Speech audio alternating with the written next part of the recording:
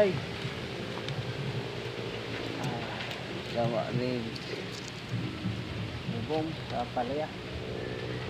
Ano update sa palaya. Umakyat na sa taas. Dalawang abono pa lang tayo nito. Mamaya pangatlo. Dito tayo sa Atsal Gagulay, yun o. Doon tayo nag-busy. Ito na ang gawa natin yun. Pwede pa ito yung pisihan. Kaso kahapon nag-harvest kami sa talong. Ngayon pa na ulit nagawa. Yan lang magawa gulay. Balik-balik lang. Ito pala yung gamit namin, astrobag na kulay blue. May puti nito, may green. Blue yung na ano na.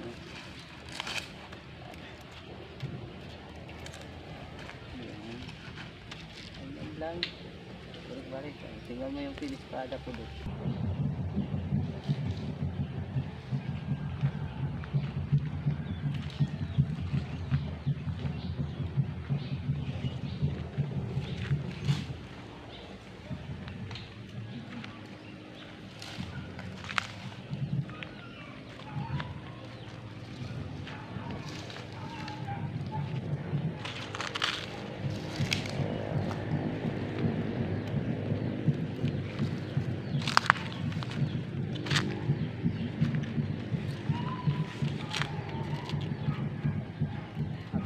Dito sa Atsal Kagulay, pakita ko yung mga bunga kagulay.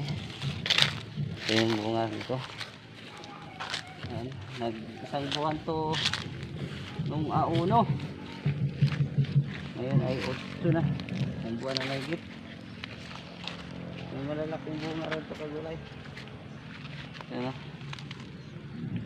Kaso dito walang nagtuloy kasi yung nakaraang linggo halos araw-araw ulan. Tapos ginawa namin dito kagulay, nag-abono kami dito sa gilid oh. Ayan, winner saka nitramor, binutasan namin yung gilid para hindi mapunta sa punuan. Yung nakaraan napunta sa punuan, nagdilawan yung mga dahon, nahapdian yung area kagulay. Ayan. Sultan F1 to.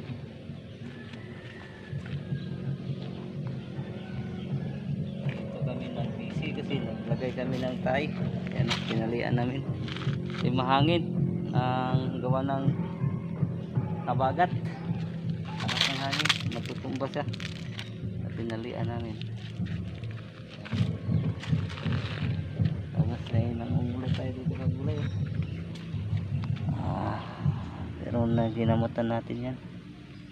Sana kumaling. Yan lang muna kagulay yung update sa aming Atsal saka ang palaya. Mamaya sa talong naman, sa sunod na vlog na naman. Nilo Palmer kagulay, subscribe my YouTube channel Nilo Palmer, farmer nga kugihan o marato.